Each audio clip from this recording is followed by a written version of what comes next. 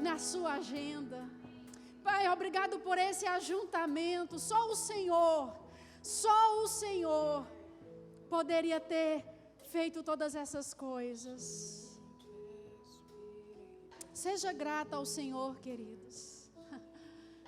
Seja grato ao Senhor. Desenvolva um coração de gratidão ao Senhor. Seja grato por todas as coisas que Ele já fez, por aquilo que Ele está fazendo. Ele diz: eis que estou à porta e bato. Eis que estou à porta e bato. Se alguém ouvir e abrir a porta, eu entrarei. Eu cearei com ele e ele comigo. Talvez você entenda que eu esteja começando esse momento com um apelo. Não, esse texto não foi escrito para conversão, para atrair pecadores, embora tenha sido usado e tenha atraído, e glória a Deus. Mas deixa eu te falar uma coisa. Esse texto foi escrito para uma igreja. E Deus estava dizendo: eis que estou à porta e bato. Eis que estou à porta e bato. E sabe o que é que isso nos revela, queridos? Que a disposição do coração de Deus nunca mudou com relação a nós. A disposição do coração de Deus com relação a cada um que está aqui essa noite nunca mudou. Ele continua à porta. Ele continua batendo. Isso demonstra o desejo de Deus de se relacionar conosco, de ter intimidade conosco. O grupo de louvor pode sentar, se o violonista puder ficar, o tecladista me acompanhando. Existe uma palavra de Deus que nunca muda. Na verdade, a palavra de Deus não muda em tempo algum, em circunstância alguma. Mas existe algo no coração de Deus com relação a cada um de nós. E nós não podemos sair daqui sem entender o coração de Deus com relação a mim, com relação a você. Ele diz: eis que estou convosco todos os dias. Eis que eu, o Senhor, estou convosco. Eu estou convosco todos os dias, até a consumação do século. Não te deixarei órfão. Não te deixarei privado da presença do Pai. Não te deixarei privado da minha presença. Não te deixarei privado de instruções, de direções. Não te deixarei órfão.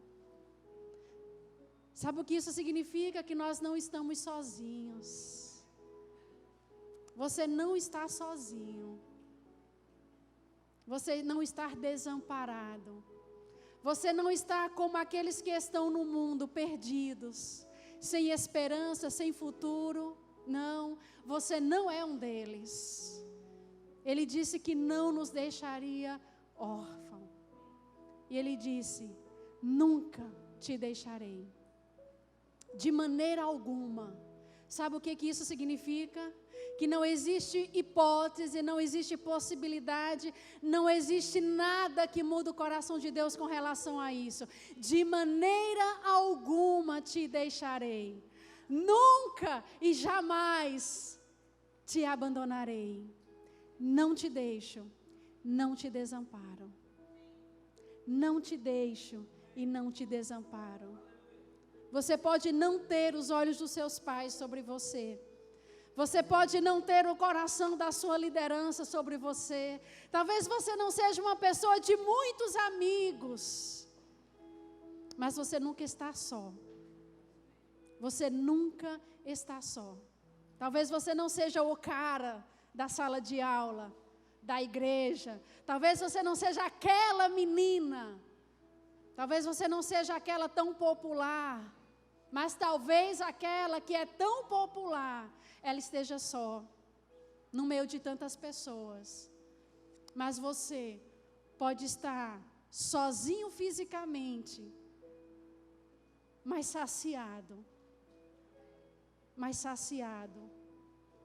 Quando Jesus fala isso para os discípulos, não vos deixarei órfãos, no livro de João, no capítulo 14, quando você olha, né, eu vou deixar de tarefa de casa para você ler sobre o capítulo 14 de João e meditar, mas quando Jesus fala isso para os discípulos, não te deixarei órfão, se você analisar aquele momento, e muitas vezes a gente analisa as palavras, aquilo que foi dito, a forma como foi recebido, mas quando você olha tudo aquilo que está acontecendo, e você começa a imaginar o contexto, o momento em que Jesus estava falando sobre isso, e você pode abrir a sua Bíblia, e você pode ir acompanhando se você quiser, mas você vai ver que em João, no capítulo 14, Jesus estava compartilhando com os discípulos algo muito precioso. Eu acredito que era de fato um momento muito, muito importante, de intimidade, um momento de comoção, porque Jesus estava falando sobre a sua partida. E um dia Jesus ele saiu para pegar e arregimentar cada um daqueles homens, cada um daqueles discípulos. Estava ali cada um deles fazendo as suas próprias coisas e de repente eles são surpreendidos com a presença de Jesus que muda o curso da vida deles. E começa a dizer, olha, deixa de ser um pescador de peixe, porque agora eu quero que você venha a ser um pescador de almas. Não era uma mudança de profissão, era uma mudança de vida, de propósito. Havia uma conexão que estava acontecendo ali. E de repente eles deixaram tudo o que eles estavam fazendo. E eles abraçaram aquela proposta. Eles abraçaram aquele novo propósito. E de repente Jesus, que havia tirado cada um deles da sua própria vida, estava dizendo que ia embora. Porque Jesus ele veio para um propósito. Ele veio para cumprir a obra da redenção. E ele sabia que o tempo dele aqui era limitado. E ele estava tentando dizer isso para os discípulos. Eu estou voltando para a casa do meu pai. Imagina o que é você deixar todas as coisas, abraçar um propósito, abraçar um líder, e agora esse líder está dizendo que está indo. E que você vai ficar. E ele estava dizendo, olha, eu vou para a casa do meu pai. E lá existe muitas moradas. E eu vou preparar um lugar. Jesus sabia do que estava dizendo, mas talvez os discípulos não entendessem por que ele tinha que ir. E o que seria deles a partir de agora? Qual seria o rumo da vida deles? Porque toda a expectativa que eles tinham estava na pessoa de Jesus. Ele disse, na casa do meu pai há muitas moradas, eu vou preparar um lugar, e eu vou voltar. E a Bíblia diz que Tomé pergunta, mas nós não sabemos para onde tu vais. Como é que nós vamos saber o caminho? Porque Tomé entendeu que depois eles teriam que percorrer esse caminho e chegar a esse lugar. Porque ele entendia ser um lugar físico, talvez. Como é que eu faço para chegar nesse lugar? Qual é o caminho? E Jesus disse, eu sou. Eu sou o caminho. Eu sou a verdade e eu sou a vida. Ninguém pode chegar a esse lugar. Ninguém pode chegar nesse lugar em Deus se não for através de mim, se não for por meio de mim. Então, eu vejo um momento de muita comoção ali, entre Jesus e os discípulos. E a Bíblia diz que Jesus começa a falar com eles a respeito de um outro Consolador. Ele disse, eu rogarei ao Pai para que Ele envie outro Consolador. Então Jesus era esse Consolador no meio dos discípulos. Jesus era essa pessoa que guiava, que instruía, que trazia conforto, que trazia conselho, que trazia segurança. Mas agora o porto seguro estava indo para um lugar, preparar um lugar. E eles queriam ir juntos. Eles queriam saber qual era esse caminho. E Jesus fala: eu sou esse caminho. É através de mim que você vai chegar nesse lugar. Existe um lugar em Deus para nós. Existe um lugar no coração de Deus para nós. E existe um lugar que está sendo preparado para nós.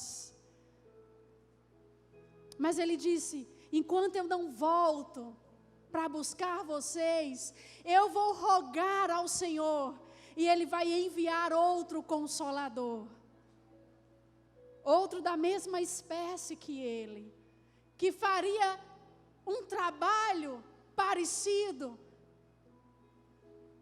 teria o seu próprio ministério, mas por causa da presença do Espírito no meio deles, eles teriam acesso à presença de Jesus. Eu rogarei ao Pai para que Ele envie outro Consolador. E Ele diz: o Espírito da verdade, que o mundo não pode receber e nem o conhece. Então deixa eu te falar uma coisa: o mundo nunca vai ser referência para nos ensinar a respeito de Deus.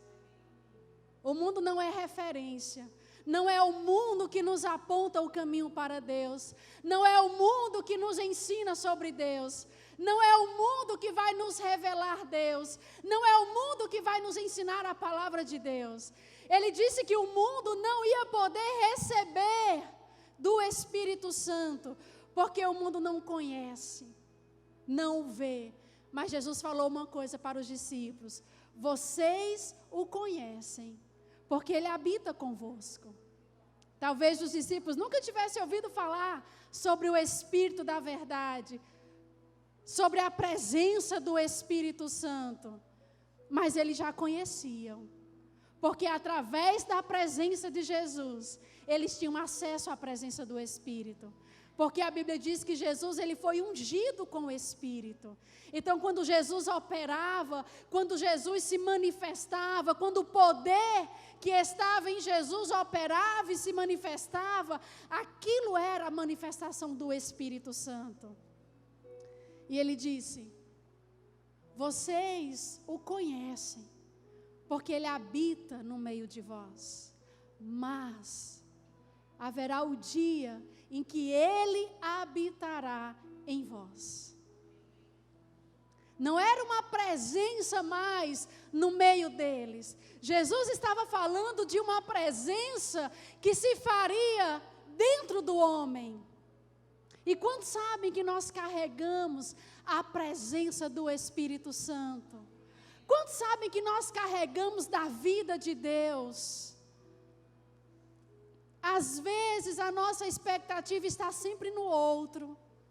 Às vezes a nossa expectativa está na nossa liderança, no nosso pastor. Mas que tal você começar a ter expectativa de algo que está dentro de você, que você carrega todos os dias? E é por isso que mesmo Jesus voltando para a casa do seu pai, ele não havia mentido quando ele disse: eis que estou convosco todos os dias, até a consumação do século. Não te deixarei órfão, eu não te abandonarei, eu não te desampararei. E a verdade, queridos, é que a Bíblia diz que quando a obra da redenção ela foi completa, a Bíblia diz que Jesus, ele reapareceu para os discípulos. E ele soprou sobre os discípulos. E agora os discípulos haviam recebido do Espírito Santo, da vida de Deus. E mesmo eles tendo recebido da vida de Deus, mesmo eles tendo experimentado ali o novo nascimento, Jesus falou: olha, vocês não devem se apartar de Jerusalém, porque vocês vão receber uma porção maior dessa presença e desse Espírito. Vocês serão revestidos de poder, de habilidade para fazer aquilo que eu comissionei a cada um de vocês fazerem. Então, Deus, ele nos chamou para um propósito, por uma razão, por um motivo. E nós recebemos dessa presença e dessa habilidade, desse poder para sermos aquilo que Ele nos chamou para ser. Deus, Ele te chamou para ser alguém, para ocupar um lugar no corpo. E a obra da redenção era exatamente você agora estando habilitado para receber da vida de Deus. Era tudo o que os discípulos queriam, a segurança de que não estariam sozinhos. E eles entenderam aquela presença que eles sempre viram através da atuação de Jesus, mas que agora estava dentro deles. Eu não sei se você consegue entender isso, queridos. Eu não sei o quanto de compreensão que você tem, mas o Deus a quem você veio adorar aqui nesse lugar está dentro de você. Você carrega da presença. A expectativa que você tem na palavra, a expectativa que você tem em Deus, não é algo externo a você, é algo dentro de você. Naquele momento de comoção entre Jesus e os discípulos, Jesus falando dessa presença contínua dentro deles, o entendimento dessa presença do Espírito da verdade, essa expectativa de receber dessa presença. Em Apocalipse, no capítulo 3, versículo 20, você vê Deus dizendo para uma igreja: eis que estou à porta e bato. Agora, quem nós somos? A igreja. Nós somos o corpo de Cristo. Não, eu sou jovem. Não, eu sou adolescente. Não, você é corpo de Cristo. Você é participante do corpo. Você é participante da obra que foi completa em Cristo. A Bíblia diz que Jesus, Ele suportou a cruz por causa de uma alegria que lhe estava proposta. Ele não suportou a cruz por nada. Ninguém faz nada por nada. Ele não suportaria a cruz em troco de nada. A Bíblia diz que foi por uma alegria que lhe estava proposta. E a comunhão que nós temos com Deus hoje, a realidade de nós carregarmos de Deus hoje dentro de nós, essa era a alegria que lhe estava proposta. Você é a alegria que lhe estava proposta. Foi por você que Jesus suportou a cruz. Quando Isaías fala da morte sacrificial de Jesus, ele diz que ao Senhor agradou moê-lo, fazendo-o enfermar. E talvez você não entenda como é que Deus ficou satisfeito em ver Jesus sendo moído, vendo Jesus enfermo. Porque ele dizia: quando ele der a sua alma como oferta pelo pecado, ele prolongará os seus dias, ele verá a sua posteridade, e ele verá o fruto do penoso trabalho da sua alma, e ele ficará satisfeito. E nós somos o fruto do penoso trabalho da sua alma. Você é o fruto do penoso trabalho da sua alma. Foi para essa comunhão que ele suportou a cruz. Mas a gente vê uma carta sendo escrita para uma igreja. Uma igreja é um ajuntamento de pessoas que foram lavadas e remidas pelo sangue de Jesus.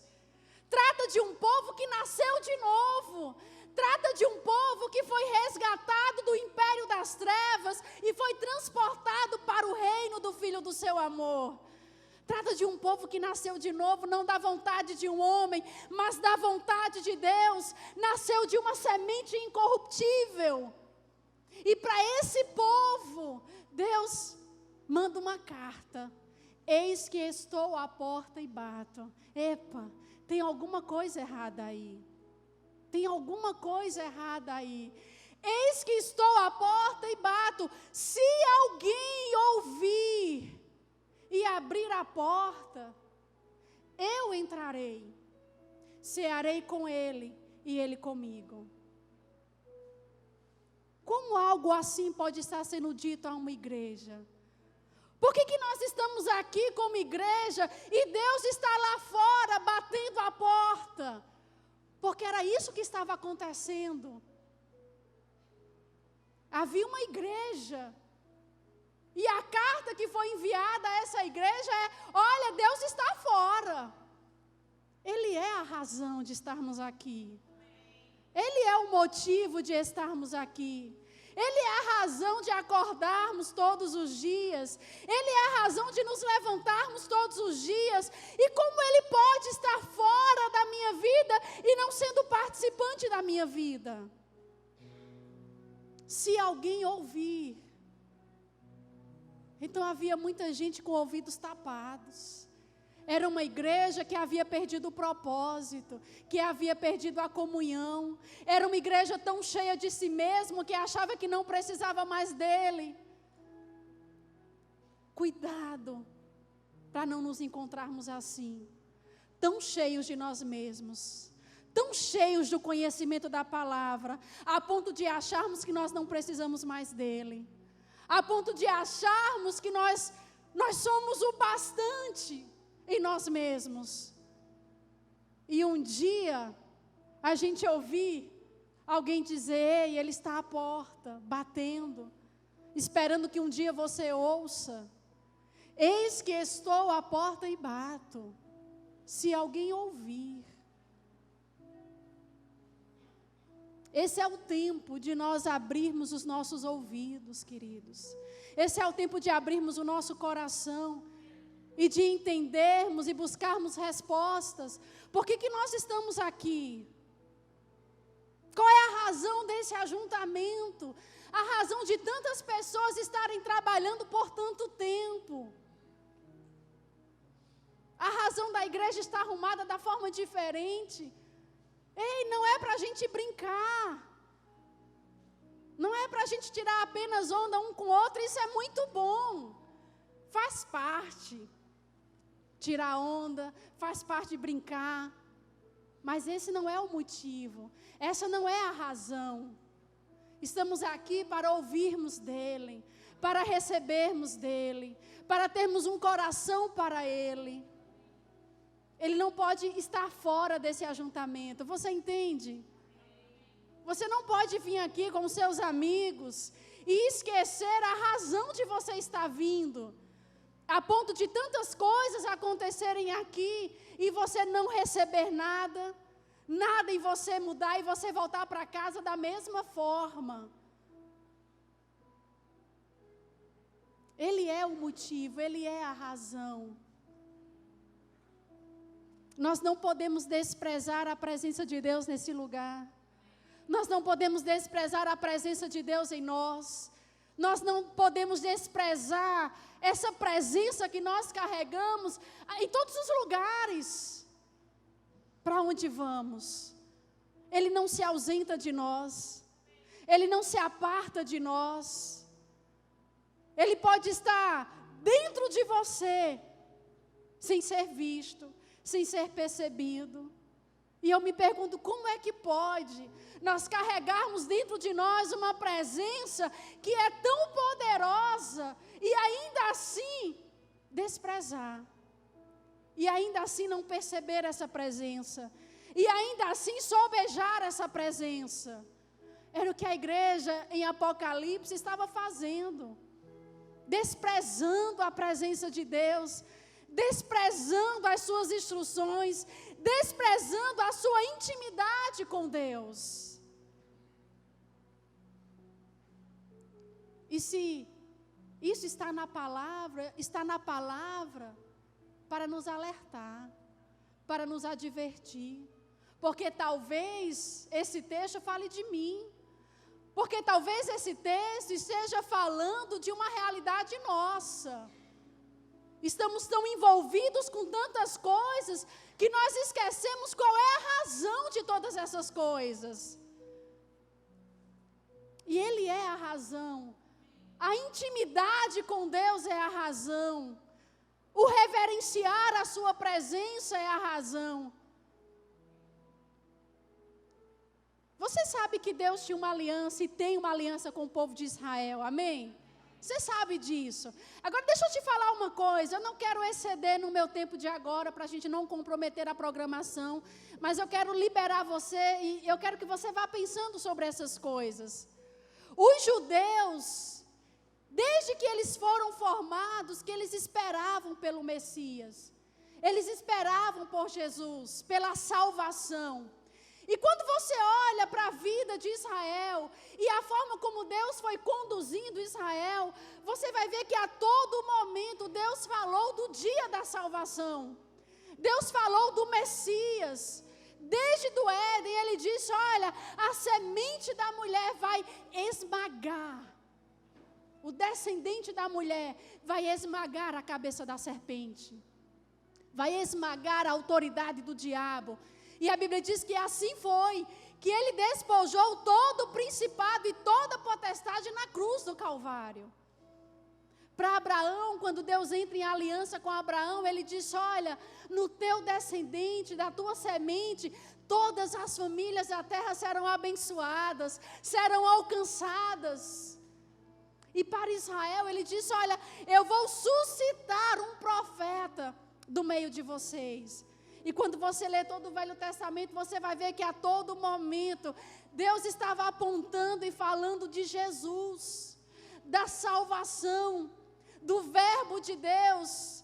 A Bíblia diz que Jesus, ele era a imagem perfeita de Deus, o resplendor da glória.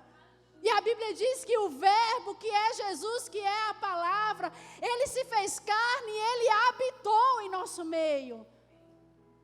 Ele se despojou de tudo que ele era, da sua condição de Deus. A Bíblia diz que ele não se agarrou àquela posição que ele estava. Antes ele se esvaziou daquela posição para habitar no nosso meio. Mas a Bíblia diz que um dia Jesus estava em Jerusalém, na sua própria cidade. Agora, não era um homem em Jerusalém. Era o verbo de Deus em Jerusalém. Era a glória de Deus em Jerusalém. Era a manifestação da bondade de Deus em Jerusalém. Era a salvação em Jerusalém. Era a luz dos homens andando em Jerusalém. E a Bíblia diz que aqueles homens, quando começaram a ouvir Jesus, eles se maravilhavam. Eu sei que você já deve ter sido expostos aqueles pregadores, aqueles pastores, aqueles mestres, que você ouve e você diz, uau, que coisa maravilhosa. Agora, queridos, quão maravilhoso era ouvir de Jesus. A Bíblia diz que eles se maravilhavam ao ouvir de Jesus. Mas, num determinado momento, eles começaram a perguntar, não é esse o filho do carpinteiro? Não se chama a sua mãe Maria? Esse daqui não é aquele que é irmão de Tiago, de Simão?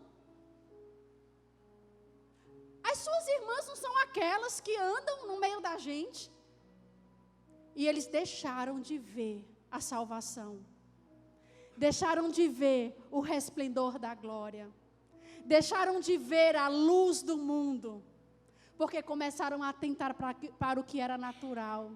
E eles se apegaram tanto ao que era natural, que eles desprezaram aquela presença que estava no meio deles.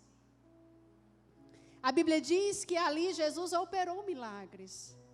Mas a Bíblia também diz que ali ele não pôde operar muitos milagres por causa da incredulidade, por causa da condição do povo, por causa do coração do povo.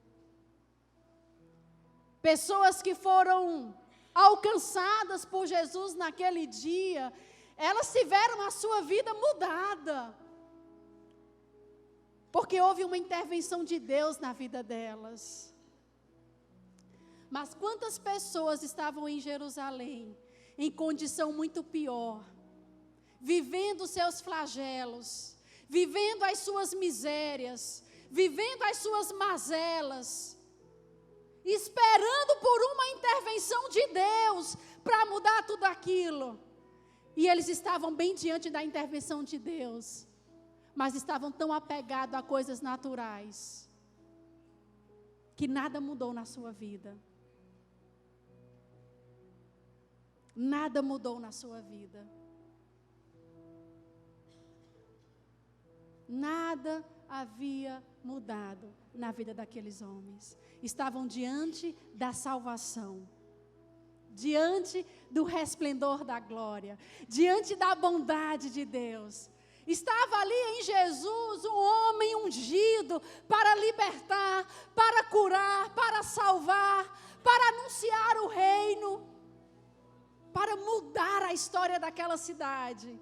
Mas aquela cidade permaneceu a mesma, porque desprezaram aquele homem, porque desprezaram aquela presença, porque desprezaram o poder que operava em Jesus, e porque desprezaram, voltaram para as suas casas da mesma forma.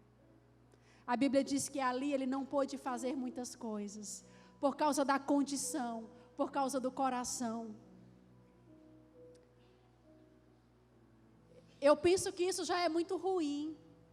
Você está diante de Jesus e desprezar. Agora eu entendo que é muito pior carregarmos uma presença dentro de nós e desprezarmos. Muito pior. Talvez essas coisas que a gente ouça, elas sejam tão comuns.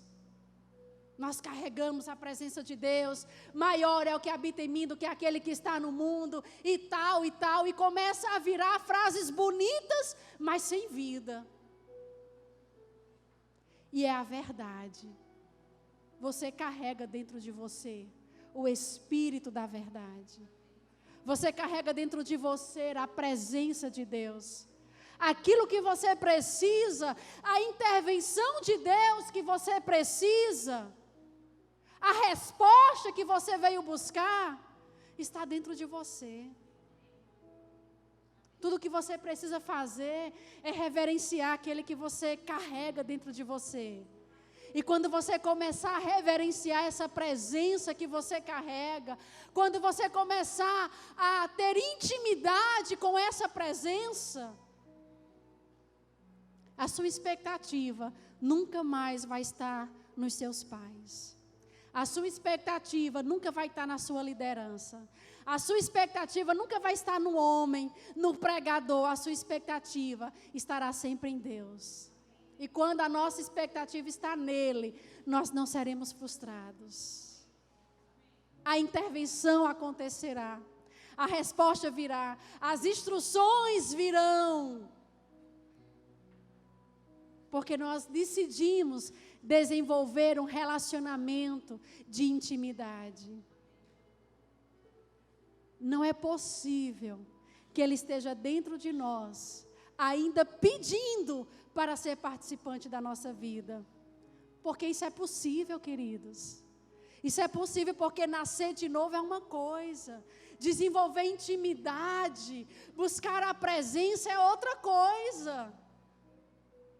Você pode estar na casa com seus pais e não ter intimidade com seus pais. Você carrega o DNA deles, o sangue. Você é a cara do seu pai ou a cara da sua mãe. Todo mundo que te vê te reconhece. Sim, você é filho. Mas mesmo sendo filho, é possível você não ter intimidade com seus pais. É possível você carregar essa presença dentro de você. E Deus ainda está pedindo para ser participante da sua vida. Diga, isso vai mudar. Eu posso ter o grupo de louvor para a gente não se adiantar. Eu quero te preparar para o momento que nós vamos ter agora, né, depois do intervalo. E eu quero que quando você volte com uma expectativa diferente. Você vai voltar para ter comunhão com Deus, para dar ouvido às suas palavras, para dar ouvido aos seus conselhos, às suas instruções, para ouvir dEle, para receber dEle. Você não precisa de um intermediário. Ele fez morada em você, para você não precisar de intermediários. Amém? Aleluia. Você pode ficar em pé agora. Você pode reverenciar essa presença que está em nosso meio. Reverenciar a vida de Deus que está em nós, sobre nós. Existe algo tão maravilhoso